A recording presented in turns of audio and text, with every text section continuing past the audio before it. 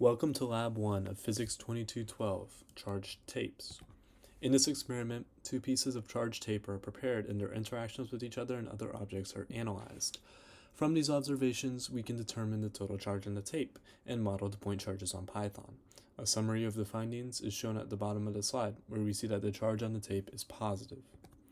The first concept that we'll be using is the gravitational force near Earth's surface. Newton's second law states that the net force on an object is equal to its mass times its acceleration. From this, we can derive that the gravitational force near Earth's surface, or the weight force, is equal to the mass of the object multiplied by the gravitational constant.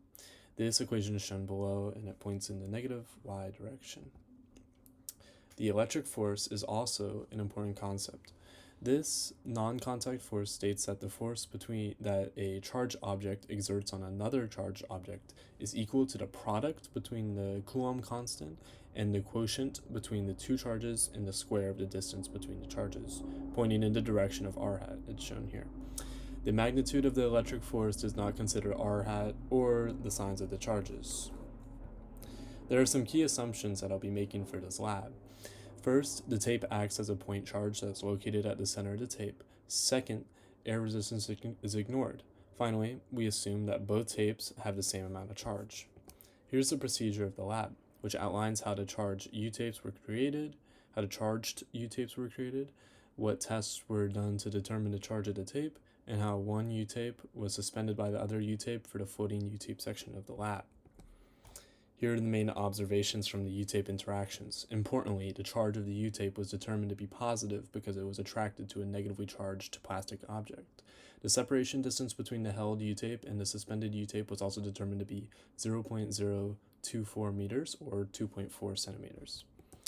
Here are the experimental data and subsequent calculations from the experiment with the charged tapes. Notably, the number of atoms in the tape is calculated, as well as the tape weight. The system is the suspended U-tape, and the surroundings include the held U-tape and the Earth, which exert forces on the system. The charge of the U-tape is shown here, with the relevant equations and calculation steps shown. Note that the magnitude of the electric force is equal to the magnitude of the gravitational force. We know that the charge is positive, so there is a deficit of electrons on the tape's surface. The deficit in electrons and the deficient electron to atom ratio are shown. The computational model was done in Python. Here is the code for the constants and for the forces, with the equations for the relevant forces shown below. PHYS represents Coulomb's constant. The magnitude of Q was found with this equation derived earlier in the center, and on the right is the equation to find the electric field of a charge translated into Python.